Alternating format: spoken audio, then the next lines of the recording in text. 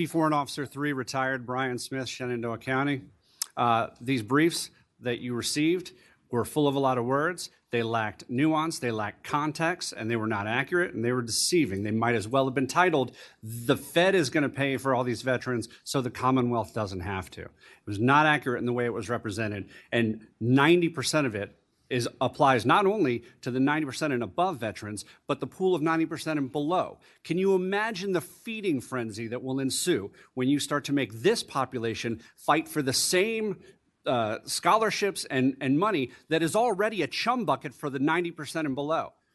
Secondary and tertiary impacts. That's what we have to understand here.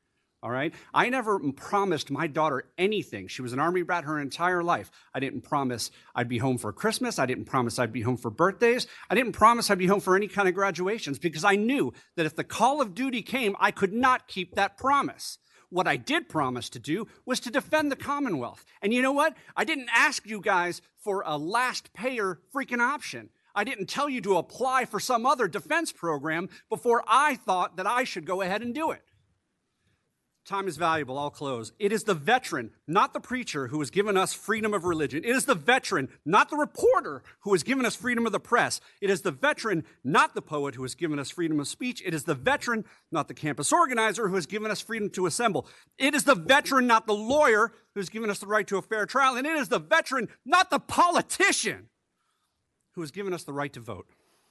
It is the veteran who salutes the flag, who serves under the flag, and whose coffin will be draped by that flag. Reverse and repeal. There's no other option.